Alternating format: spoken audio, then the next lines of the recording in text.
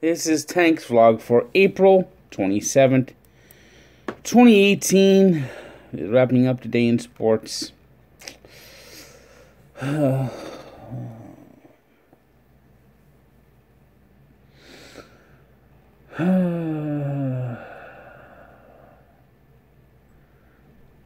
was fun having the Mets be good while it lasted. It was really fun.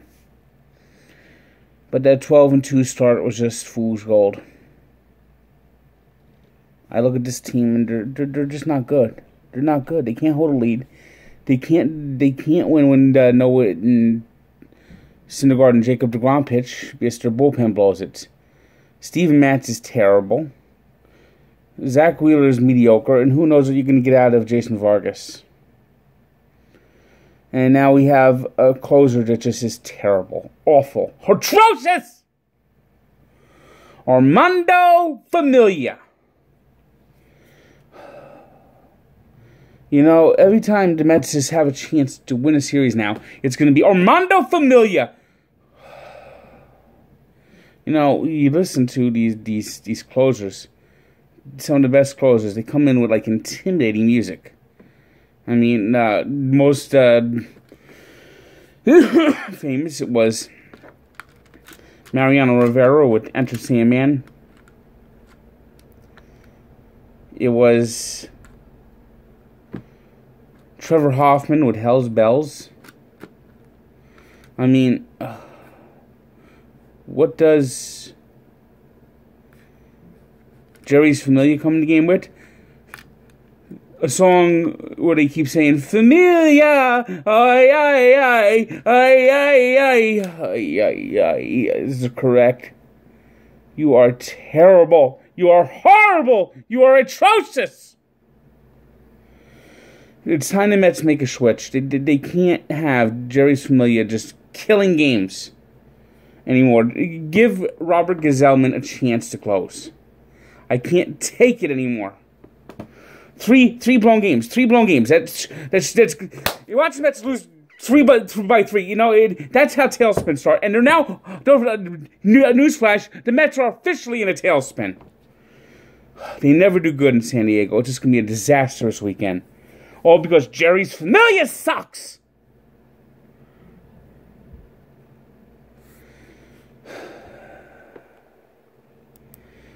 Ultra in baseball. Kyle Gibson handcuffed the Yankees for 6 innings, had a 1-hitter, 10 strikeouts, but analytics says we have to take him out the game. So the Twins put in the 988-year-old Fernando Rodney to try to close out the game, and boom! A bomb by Gary Sanchez. Game over. Yankees win. Oh, the Twins. They're like 10 out of the last 500 against the Yankees.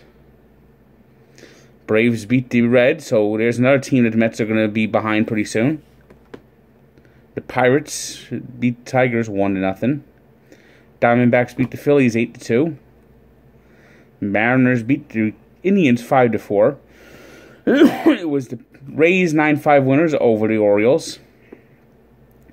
The Red Sox beat the Blue Jays 5-4. It was the Cubs edging the Brewers 1-0. Boy, if the Brewers could only find a way to beat the Cubs, maybe they could actually make some noise. And it was the White Sox doubling up the Royals 6-3.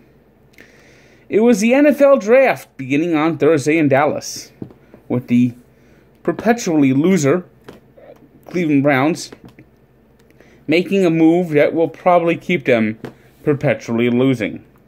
Baker Mayfield. Now, he could be different. He could be the next Drew Brees, but he's undersized. He's got a questionable personality. Got arrested last year. I mean, he could be Johnny Manziel Part 2. He could be Johnny Manziel Part 2, and Cleveland just doesn't learn. And a chance to draft Bradley Chubb at the 4th pick? Nope! Denzel Ward. Cleveland. This is why the Cleveland Browns are the worst organization in sports. This is why. This is why Denzel Ward, nobody even had Denzel Ward in the top 10. But Cleveland picked him number 4. Oh. God. Giants pick Saquon Barkley with the 2nd pick. Now, this move is interesting. Yes, it tells me they think Eli Manning is going to be the quarterback for at least 2 to 3 more years. Now, with a better offensive line, a quality running back, and Odell Beckham coming back next year, Giants may not be that bad. They might make some noise. Especially with that buffoon McAdoo out of there. The Jets, meanwhile, got the all-world quarterback, Sam Darnold. The one who has all the tools everyone thinks is going to be the best. But remember this. The last time the Jets drafted a quarterback out of USC, it didn't end that good. And when I mean end, it was a end to the face. And an ending disgrace is the butt fumble ways of Mark Sanchez. Bradley Chubb, one of the best defensive players, went number 5 to the Broncos. The 2 other big-name quarterbacks were going to the Bills, with Josh Allen trading up to Tampa's 7th pick, and the Cardinals trading up to get Josh Rosen of UCLA with the 10th pick, trading with the Oakland Raiders. NBA, the home cooking continued in Boston and Milwaukee series as the Bucks, with a big game from Giannis Antetokounmpo, won 97-86 to force the 7th game. And the NHL began its 2nd round with the Vegas Golden Knights just absolutely thrashing the Sharks 7-0. Game was over within the first 3 minutes as they scored 3 goals like in 10 minutes, and it was just downhill for the Sharks since then. The Capitals also started fast, scoring 17 seconds into the first period. And then they scored 28 seconds into this 3rd period to take a 2-0 lead. The Capitals had a 2-0 lead against the Penguins. Did they win? Nope, because they're the Washington Shrinky-Dinks, and they shrank in the 3rd period as the Penguins came back without Evgeny Malkin, without Carl Hagelin, scored 3 goals. Jake Guentzel got a goal and 2 assists as the Penguins continued their mastery over the Capitals. The Caps are never, ever, ever going to beat the Penguins. The Caps will never, ever, ever beat the Penguins. Oh, Washington. You know, how does one team just master another team just like this? Did the Capitals just shrivel up? It's just a wonder to behold. An absolute wonder to behold.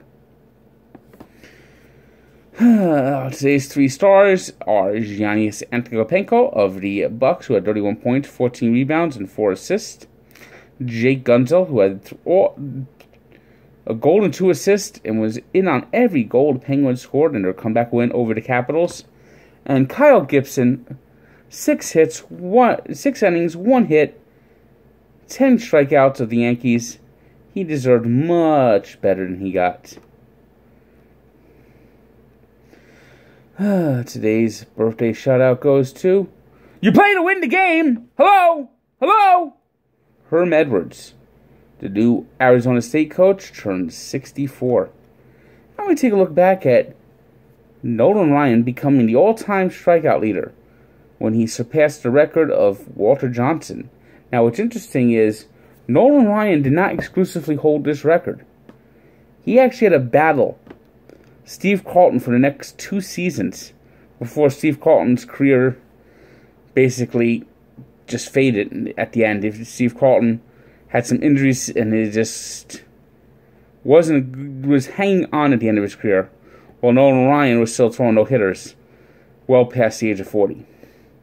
So check out the full story of Barstool Sports and Sports Encyclopedia, where sports history lives. I hate you, Jerry Familia. I really do.